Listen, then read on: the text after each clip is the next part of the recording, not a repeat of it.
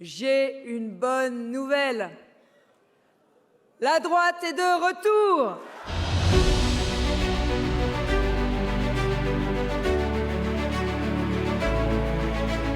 C'est une lourde tâche qui attend Valérie Pécresse. Faire revenir la droite au pouvoir en 2022, 10 ans après l'éviction de son mentor Nicolas Sarkozy. Je suis candidate à la présidence de la République pour restaurer la fierté française. Désignée par les adhérents, elle est désormais la première femme investie par les Républicains pour la présidentielle, parti qu'elle avait pourtant quitté en juin 2019. Mon projet est un projet extrêmement fort, il est gaulliste, il est libéral, il est social. Je serai dans le faire et pas dans le plaire. J'ai conquis et j'ai dirigé une région, une grande région rurale et urbaine. Présidente de la région Île-de-France depuis 2015, elle pilote à 54 ans la région la plus peuplée de France. Son parcours est fulgurant, bachelière à 16 ans, HEC à 18 ans, l'ENA à 23 ans. Elle entre au Conseil d'État en 1992. Mais la bonne élève, née à Neuilly-sur-Seine un 14 juillet, a dû batailler pour côtoyer les sommets. Je ne suis pas là par hasard, tout ce que j'ai eu, je l'ai conquis. Je me suis battue. Conseillère technique de Jacques Chirac de 2000 à 2002, elle est nommée en 2007 ministre de l'Enseignement supérieur par Nicolas Sarkozy. Valérie Pécresse passe ainsi du chiracisme au sarkozysme. Cela n'a pas été une période simple à gérer pour Valérie Pécresse.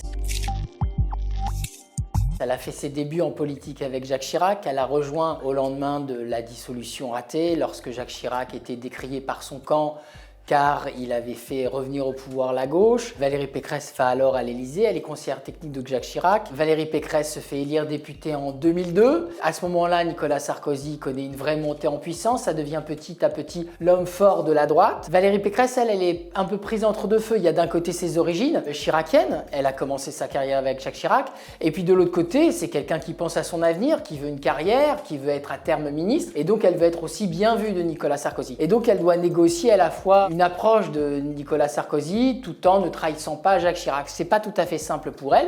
Malgré tout, elle y parviendra puisque Nicolas Sarkozy, quand il s'emparera de l'UMP en 2004, fera d'elle la porte-parole de l'UMP. Par la suite, en 2007, Nicolas Sarkozy fera d'elle une de ses ministres. Si j'ai été ministre à 40 ans, c'est parce que j'ai accepté un poste que les hommes ne voulaient pas, dont les hommes ne voulaient pas. On demande l'abrogation de la loi Pécresse. Ministre de l'Enseignement supérieur, elle se targue d'avoir tenu 9 mois face à la rue sur la réforme des universités. Celle-ci vise à leur accorder plus d'autonomie, une victoire pour Valérie Pécresse qui devient alors une ministre emblématique du quinquennat Sarkozy. C'est une réforme qui suscite beaucoup de crispations, qui mobilise beaucoup les étudiants contre elle, et Valérie Pécresse décide de se battre pied à pied pour l'imposer. Elle fait le tour des amphithéâtres et n'hésite pas à affronter les étudiants en colère. Elle est aux avant-postes pour défendre de sa réforme et faire en sorte que le gouvernement ne recule pas. Elle parviendra à ses fins. Ce sera un moment très important dans la construction de sa carrière. Elle s'y référera beaucoup par la suite pour démontrer qu'elle est une femme courageuse, déterminée, qui ne recule pas quand il y a des protestations. Valérie Pécresse est d'abord une battante. En 2010, elle décide de se lancer dans un combat électoral difficile, la conquête de la région Île-de-France, autre étape importante de sa carrière. Elle échoue avant de réussir 5 ans plus tard, coup bas de ses amis puis de ses adversaires, hostilité de sa famille politique. La conquête de l'Île-de-France a été pour moi un sommet de la violence en politique, racontera-t-elle après coup. La région Île-de-France est aux mains de la gauche de longue date. C'est une terre plutôt à gauche électoralement. Il y a peu de prétendants à droite qui veulent se lancer dans un tel défi. Valérie Pécresse arrive déjà à se faire désigner comme candidate de son camp, ce qui n'était pas si évident parce qu'elle a à gérer une primaire assez compliquée face à Roger Carucci, qui est à l'époque un sarkozyste revendiqué, qui est soutenu par l'appareil UMP. Et malgré tout, Valérie Pécresse parvient à ses fins et réussit à devenir la candidate de l'UMP pour aller au combat régional. Le combat sera extrêmement dur face au socialiste Jean-Paul Huchon. Elle doit essuyer beaucoup de coups bas, mais ce sera extrêmement formateur pour Valérie Pécresse, qui saura par la suite mener des campagnes électorales sur son nom en ripostant davantage à l'adversaire. Et puis surtout, ça aura permis à Valérie Pécresse de mieux connaître les dossiers de la région, de mieux les saisir, de se créer aussi un réseau d'élus qui lui serviront par la suite en 2015, quand elle se lancera une deuxième fois à la conquête de la région Île-de-France et que cette fois-ci, elle l'emportera. C'est presque une leçon de vie, hein. J'ai échoué, je me suis relevée, j'ai travaillé et à la fin, au bout, il y a eu le succès. Quand je pense à Valérie, je pense au sérieux. Elle connaît ses dossiers, elle fait le boulot.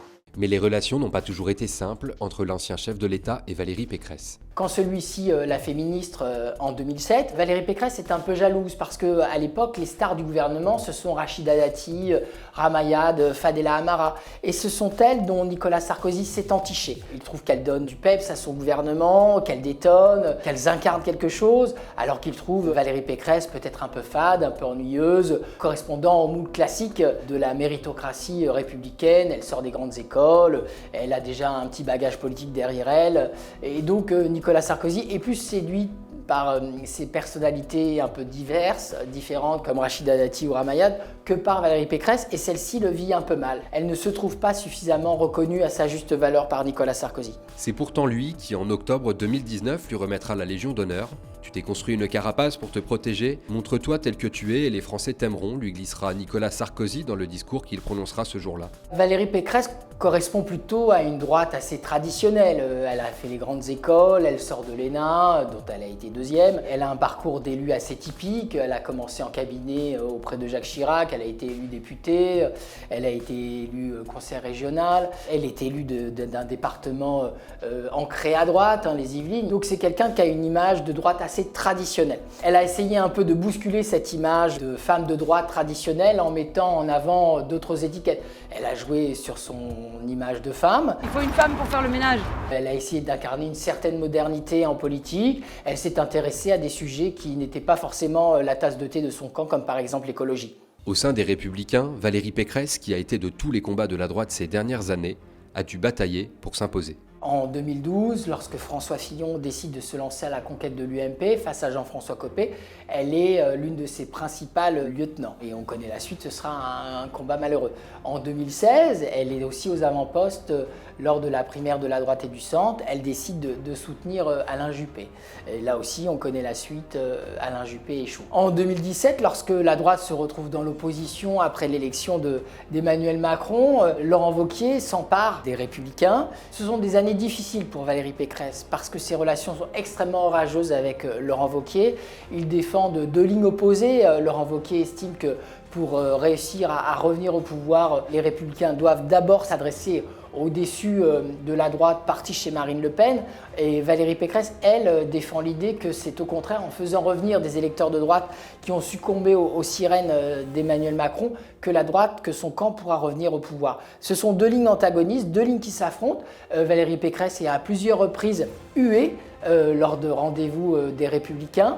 Et c'est ce qui aboutira à sa démission du parti en 2019, au lendemain des élections régionales, et à la consolidation de la petite boutique qu'elle a lancée en 2017, qui s'appelle Libre. La refondation de la droite ne pourra pas se faire à l'intérieur et qu'elle doit se faire à l'extérieur du parti. La présidente de la région Île-de-France a pris son risque, mais elle finira par rentrer au bercail à l'approche de la présidentielle. Celle qui défendait d'abord une primaire ouverte a finalement accepté de se soumettre au Congrès. Elle l'a emporté avec 61% des voix au second tour face à Éric Ciotti. Les femmes qui jouent les seconds rôles, c'est terminé dans la France d'aujourd'hui.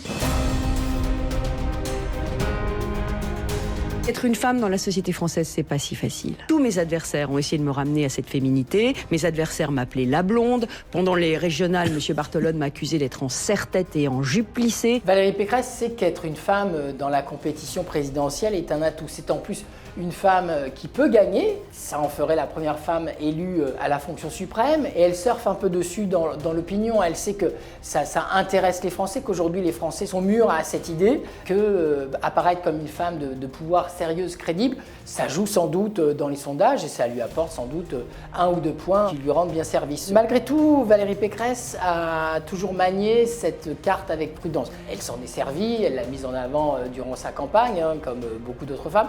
En même temps, elle sait très bien que dans son camp, il reste un fond de misogynie et donc elle a aussi su, dans des moments un peu différents, mettre son étiquette féminine un peu en retrait. Par exemple, lors du congrès de LR cet automne, c'est quelque chose qu'elle a assez peu mis en avant. Véhiculer le fait que c'est ma féminité que j'aurais utilisée pour réussir, franchement, je crois que ça c'est injuste. Étiquetée Macron compatible, la présidente de la région Île-de-France va devoir se démarquer d'un autre homme, l'actuel chef de l'État, pour espérer l'emporter en 2022. Moi, je suis prête à être la première femme présidente de la République.